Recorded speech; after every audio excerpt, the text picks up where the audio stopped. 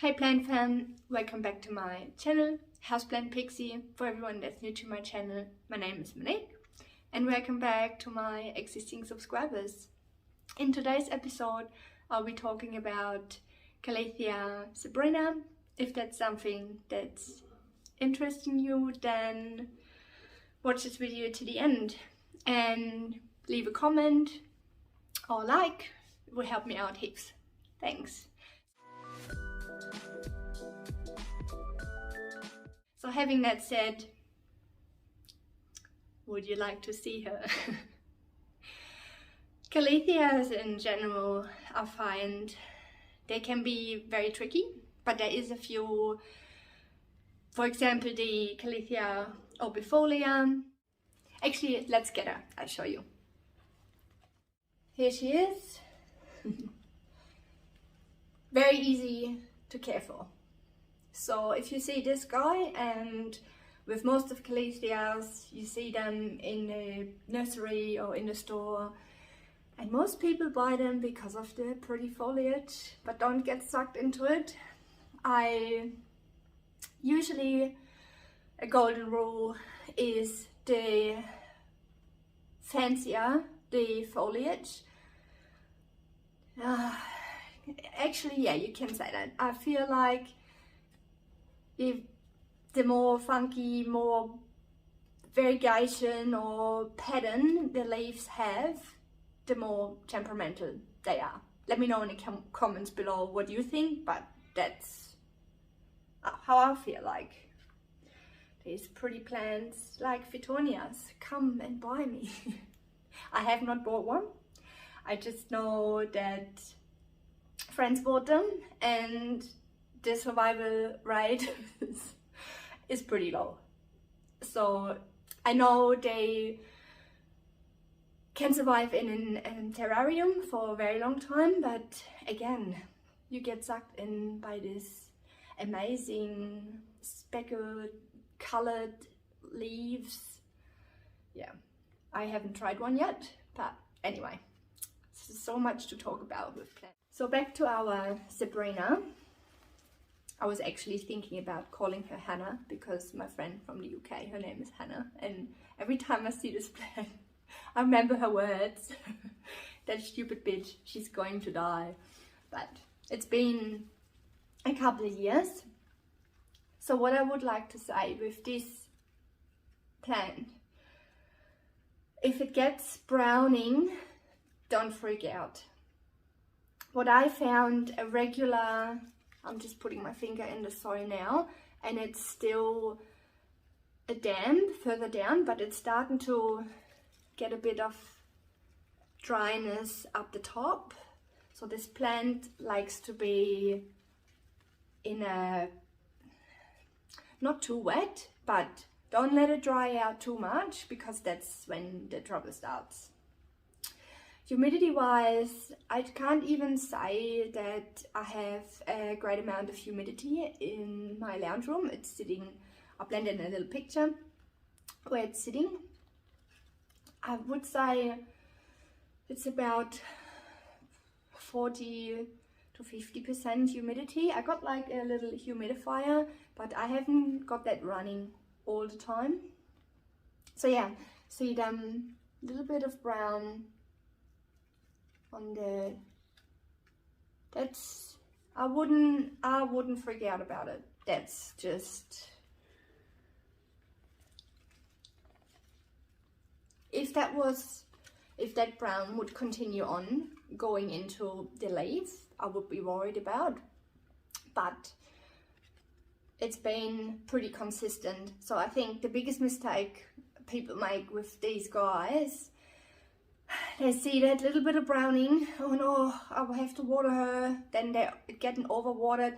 And I find with the Calatheas in general, if they don't get consistent water, they chuck a few tantrums. Same with my obifolia. I did have a bit of browning because I did not, it's almost like, basically like on a weekly, I don't really have, some people say have a watering schedule, some people say don't. I generally water once a week, but then saying that, I do test the plant if it's still moist. So you put your finger in the soil, and if it's still moist 2 inches into the pot, I'll leave it. As I said, don't let it dry out too much. But with my Calatheas, the once a week watering is pretty bang on. That's when I water them again. With the Albifolia, I have the water going into the reservoir. It's in a self-watering pot, and once that has water in the bottom, so the plant is not sitting in the water. But even with this, I have my nursery pot. See, some roots coming out of the bottom, but I don't think it's necessary to repot her yet. So I was going to say, make sure your soil is well draining. So when you water, make sure the water runs through quick. But then again, if it hasn't been watered for a while, obviously, because it will get soaked up on the way down, just be mindful. But you feel it with your finger anyway.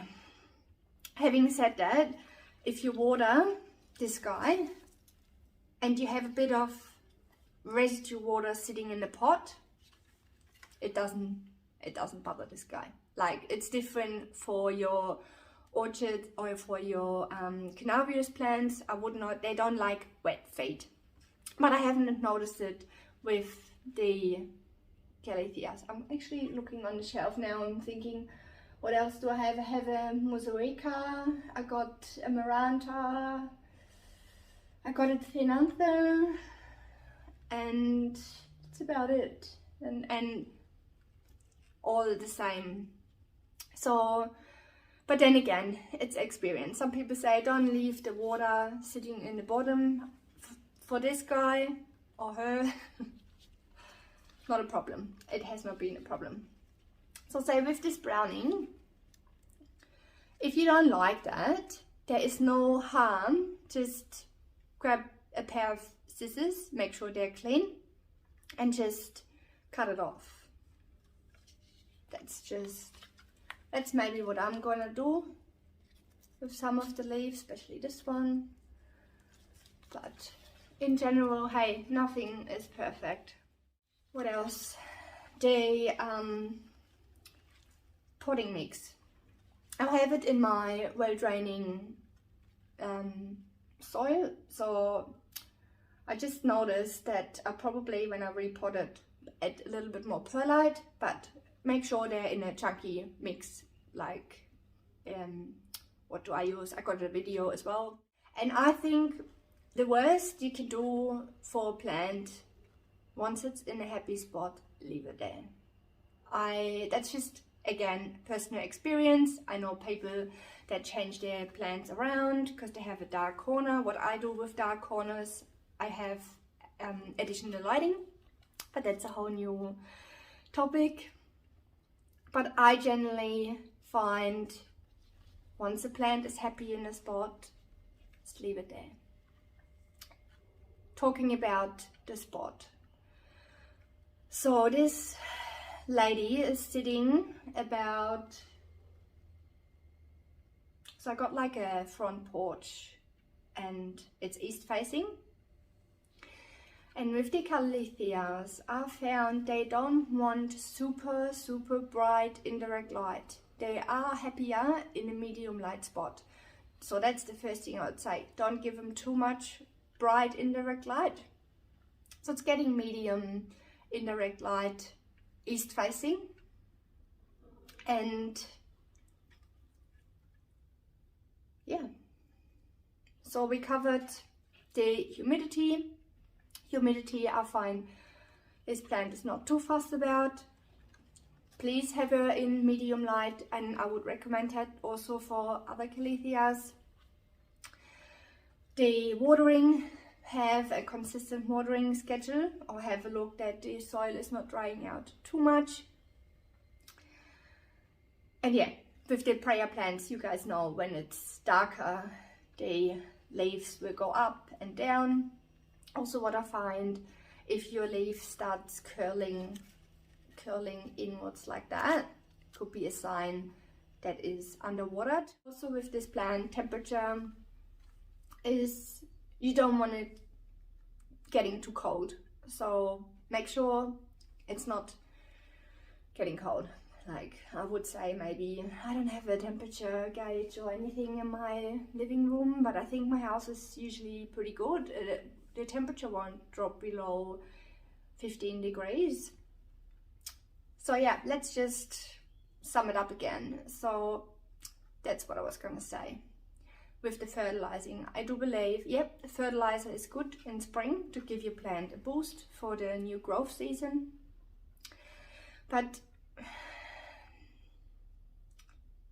I believe if you have your plant in the right spot, in the right medium, you water correct, you don't overwater, you don't underwater, and don't, it sounds really dramatic, don't overwater, don't underwater, just find the happy medium. You get to know the plant, you even feel when you pick up this plant, oh yeah, you get the hang of it for sure. So yeah, let's start again, sorry. The right lighting, the right soil and potting media, the right watering, don't over, don't underwater, and humidity, temperature. So these are 4 or 5 key elements.